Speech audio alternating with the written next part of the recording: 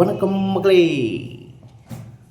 புறநானூற்று பற்றிய ஒரு கதை ராஜாராணி திரைப்படத்தில் அந்த வசனம் இடம்பெற்றிருக்கும். முன்னாள் முதல்வர் கலைஞர் அவர்களின் கதை வசனத்தில் நடிகர் திலகம் சிவாஜி கணேசன் ஒரே ஷாட்டில் பேசிய அந்த புறநானூற்று கதை பற்றிய அந்த வசனம் நான் 10th ஸ்டாண்டர்ட் படிக்கும்போது ஒரு பேச்சு போட்டியில் நான் அப்போ அது மனப்பாடம் பண்ணது. கிட்டத்தட்ட ஒன் டேயில் நான் அதை மனப்பாடம் பண்ணேன். ஸோ அந்த டைலாக் எப்படின்னா, சொல்லட்டுமா சோழன் மகளை சேரன் மணந்தான், சேரனுக்கு ஒரு செல்வன் பிறந்தான், செல்வன் இந்த சிலையை மணந்தான். போதும், தெரிந்த கதை தானே இது, நடந்த கதை கூட.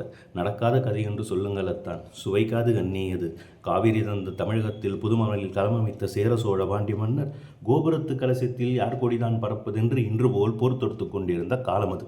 அந்நாளில் போர்க்களத்தில் தாய்நாடு காக்க தாவி பாய்ந்து செத்தார் தந்தை என்ற செய்தி கேட்டு கனல் வீழ் மெழுகானால் தமிழகத்து கிளியோன். அனல் போலும் கண்ணுடனே அயரூர் சென்றிருந்தவள் கணவனும் வந்திட்டான், புனல் போக்கும் விழியாலே அவள் போர்ச்செய்தி தந்திட்டாள். தந்தை களம்பற்ற செய்திக்கோ தவித்தாய் என்றார். இல்லை அன்பா, முல்லை சூழ் இந்நாட்டு படையில் ஒரு வீரர் குறைந்திட்டால் நல்ல உடையில் ஒரு கிழிசல் வந்தது போலென்றோ, இனி தடையின்றி நுழைவதை பகைவரனை எண்ணினேன், அடைப்பட்ட கண்ணீர் அணை உடைந்தது அத்தான் என்றான். அவன் குகைவிட்டு கிளம்பும் ஒரு புலியென, புகைவிட்டு குமுறும் எரிமலையென, பகைவெட்டி சாய்க்கும் வாளெடுத்தான், சூளுரைத்தான், சுடற்கோள் தூக்கினான், சுக்கு 100 தான் சூழ்ந்து வரும் பகை என்றான். நாடு மீட்காமல் வீடு திரும்பேன் என்றார். நங்கையோர் நகை முடகம் செய்து நடந்திருக்க கண்ணே என்றார். திரும்பி